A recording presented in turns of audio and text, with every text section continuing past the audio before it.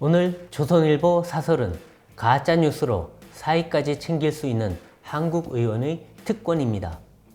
경찰이 윤석열 대통령과 한동훈 법무장관의 청담동 술자리 허위 의혹을 제기했던 김의겸 민주당 의원에 대해 면책특권을 이유로 불송치 결정을 내렸습니다.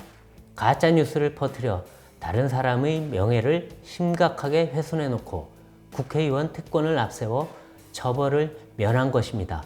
김 의원은 작년 10월 윤석열 대통령과 한동훈 법무장관이 로펌 변호사 30명과 서울 청담동 고급 바에서 새벽까지 술자리를 갖고 노래를 부르며 놀았다고 주장했습니다. 누가 들어도 이상한 이런 비상식적인 주장을 하려면 먼저 사실관계를 철저히 확인해야 합니다. 하지만 제보자들에게 확인도 하지 않았습니다. 결국 명백한 가짜뉴스로 판명났습니다. 일반인이라면 처벌을 면치 못했을 것입니다. 김 의원과 함께 같은 주장을 해 고발된 유튜브 대표는 명예훼손 혐의로 검찰에 넘겨졌습니다. 하지만 김 의원은 국회에서 직무상 한 발언에 대해선 책임지지 않는다는 헌법상 면책특권 때문에 제외됐습니다. 군사정권 시절 의원의 국회 발언을 보호하려고 만든 헌법 조항이 가짜뉴스 책임을 피하는데 악용된 것입니다.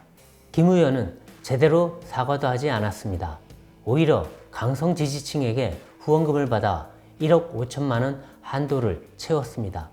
문제의 유튜브도 슈퍼챗 등으로 돈을 벌었습니다. 비례대표인 김 의원은 전북 군산 지역에 출마한다며 사무실도 냈습니다. 민주당 공천을 받는다면 가짜뉴스를 퍼뜨린 공도 도움이 됐을 것입니다. 김 의원의 가짜뉴스는 한두 개가 아닙니다. 주한 EU 대사가 윤 정부 외교정책을 비판했다고 거짓 브리핑을 했습니다. 한동훈 장관이 이재명 대표 수사를 위해 미국 검찰을 방문했다고 했지만 전혀 근거가 없었습니다. 김건희 여사가 2016년 전시회 개막 축사를 무속인에게 맡겼다는 주장도 사실이 아니었습니다. 민주당 당무위가 이 대표의 당직 유지를 만장일치로 찬성했다고 했지만 거짓이었습니다.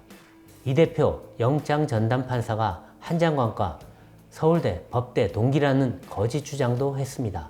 하지만 아무 책임을 지지 않고 사과도 하지 않았습니다. 민주당은 대선 때 국회의원 면책특권 포기를 공약했습니다. 그런데 약속을 지키는 것이 아니라 헌정사상 면책특권을 가장 많이 활용하고 있는 것 같습니다. 민주당은 가짜뉴스나 괴담유포에 아무런 부담을 느끼지 않고 있습니다. 무슨 거짓을 주장해도 무조건 지지하는 지지층이 있다는 믿음 때문일 것입니다. 독일은 면책특권에 단서 조항을 달아 중상적 모욕은 형사 책임을 물을 수 있도록 하고 있습니다. 우리에게도 필요한 제도입니다. 오늘 조선일보 사설이었습니다.